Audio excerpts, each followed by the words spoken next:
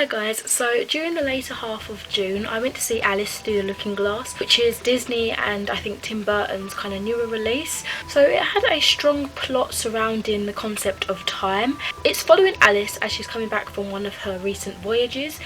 She seems to be a captain now, and that's kind of like her profession, I guess.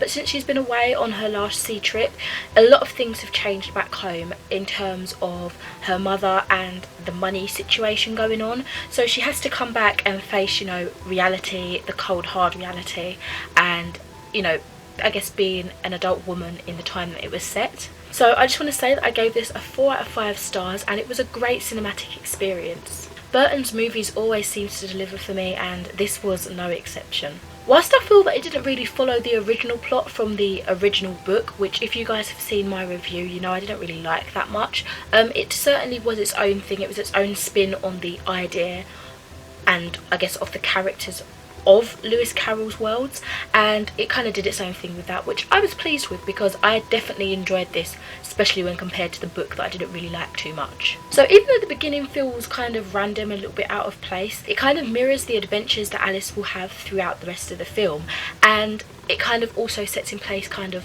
what's happened since the last film and what she's been up to and what she's doing in her life, which is great. So it's got 2 strong points there. So the characters I was really happy to see again. I was really excited to see how they'd gotten since the last film, if they managed to get the same actors and that sort of stuff, and I'm happy that they did. Obviously there was that big thing with, sadly, Alan Rickman passing away, and he's obviously, I think it's Alabaster, is it? It's the caterpillar that smokes weed pretty much. I didn't know if they had intended more scenes with his voice in it, but if they did, it didn't feel choppy at all. It felt well rounded. It didn't feel like it was missing anything. So they definitely made the most of the unfortunate situation of his passing. They still made a great film in his name. They even dedicated it to him at the end, which was lovely. In terms of acting, I don't know if I'm just maybe a little bit older now and it's still got the vibes that maybe the old film had that I wasn't aware of at the time, but it definitely felt more childish and kind of cringy this time around. But honestly, just the fab movie and the plot and where the story went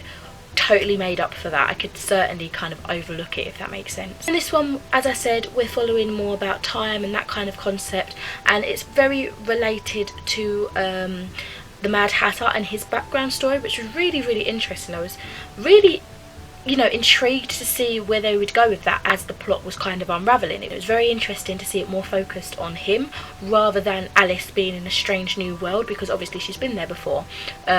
She kind of not necessarily knows the ins and outs of it, but she knows the world, and it was really interesting. They did feature kind of snippets of what was in the original book, but it was enough to keep me interested. I know, as I keep saying, I didn't really enjoy the original Through the Looking Glass story, but it was nice to have a little situation where you could recognise certain factors and characters and stuff that was in the book but still be able to enjoy it. So that was a good experience for me. Sorry if my throat's gone really weird.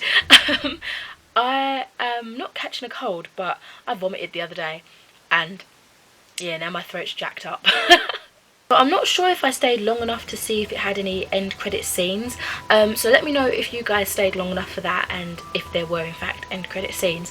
But the little animations like running through the credits were great fun. Just random little scenes where characters were like fighting or being silly with each other, but I loved the illustration of it. It was very reminiscent of like some of the Lewis Carroll illustrations that I've seen throughout adaptations of his book, if that makes sense. So it really fit the story as a whole, and I feel like Burton did a really good job at this. As I've mentioned before, it doesn't seem to follow the exact ins and outs of what the book was about, but I really enjoyed its own spin on the idea of Alice Through the Looking Glass, and I like where it was taken to a higher point, one that I could really enjoy. So let me know if you've seen this film and what you thought about it, and also if you've read the book before, whether it was when you were young or maybe recently like myself as a slightly older person, and what you thought about the book. I will have my book review link down below if you would like to watch that, but for now I shall speak to you next time. Bye.